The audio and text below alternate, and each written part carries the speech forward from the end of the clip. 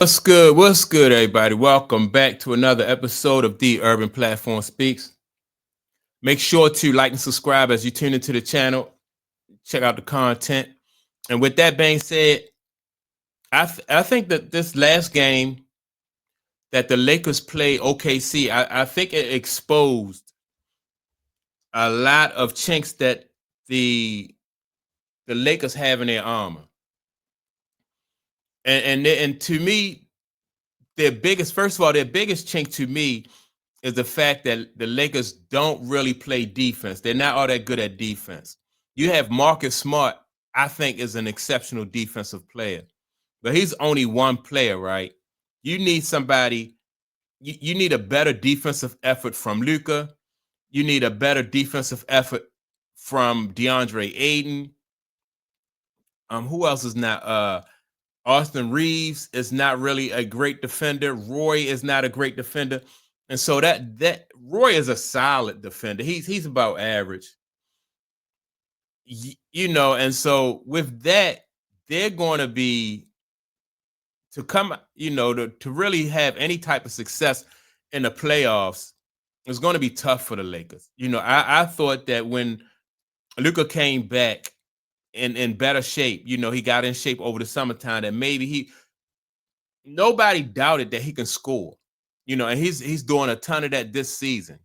But I was hoping that you would see more of a defensive effort from Luka. And so when they just play OKC, and as a whole, their defense just really was just, they got exposed. They don't really have anybody outside of Marcus Smart, and Marcus Smart is not.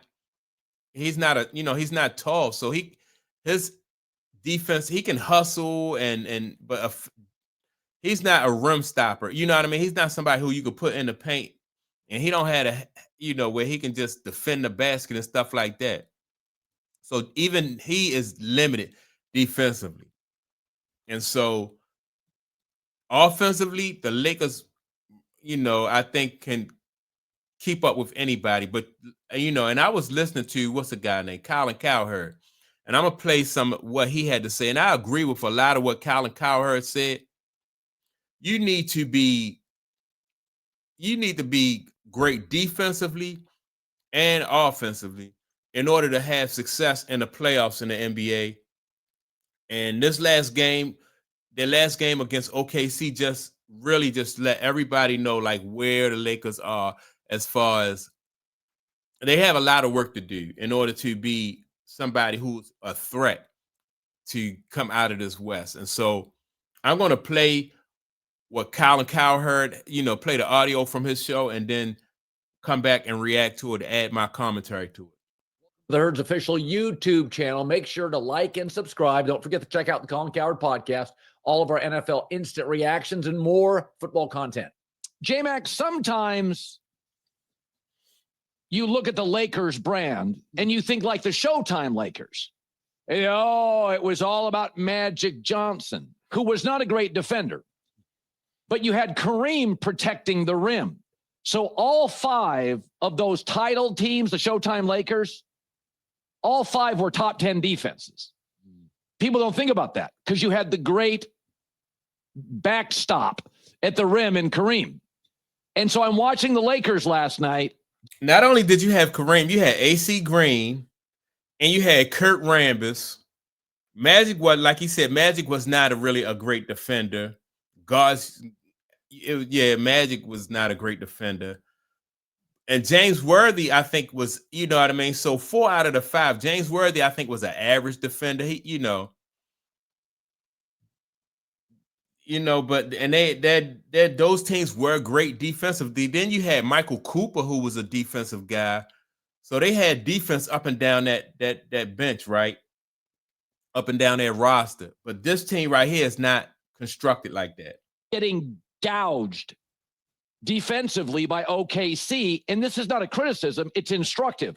This is why eventually you've got to get rid of the duplication in the Lakers lineup.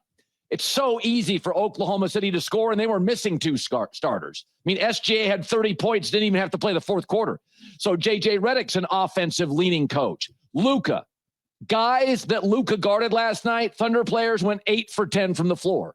Rui, Austin Reeves, much better on offense than defense. DeAndre Ayton, allergic to defense. Gabe Vincent, when he plays, gives you effort, but he's small. Who can he guard? So the only open lane in all of LA is usually at Laker games. You can always find an open lane in that traffic. And the reality is, if you go look at the last 5 NBA champions, only Denver was considered sort of average defensively, but the truth is they weren't. Aaron Gordon, elite defensively, elite athlete length, KCP, Bruce Brown, they were 8th in defense. May not have been as good as the Celtics or OKC last year, but they were a very, very good defensive team. OKC is missing 2 starters last night. What does it matter? I mean, SGA can get to 30 with his eyes closed. They can score in the paint. They had almost 50 points in the paint. Why? Because DeAndre Ayton doesn't like defense. So this is not a criticism. It is a reality. It is a lineup, a Laker lineup that is heavily offensive leaning, massive duplication. Austin Reeves, when LeBron gets back, Luka, they all need the ball. See, that's going to be an issue, right? They're going to be worried about fighting for you know what I mean, trying to get established offensively when LeBron come back. Austin Reeves, his points are going to drop. You know, if Austin Reeves drop as far as his points, then and they're not playing defense, that's going to make them an even more, you know, it's going to make them look like basically what they looked like last year. You know, and LeBron James at his age, his defense is not going to be, you know, it's not like he's going to step it up defensively. That's why I said in a video that I did earlier this week, LeBron James, and I was kind of agreeing with Paul Pierce, LeBron is really going to have to be at least the 3rd option or probably come off the bench. Defensively, LeBron don't bring anything, and that's what the Lakers are missing. Luka is going to score. Austin Reeves proves that he can score. Then your 3rd option most likely will be DeAndre Ayton, but DeAndre Ayton don't rebound and score like, you know, like he should. So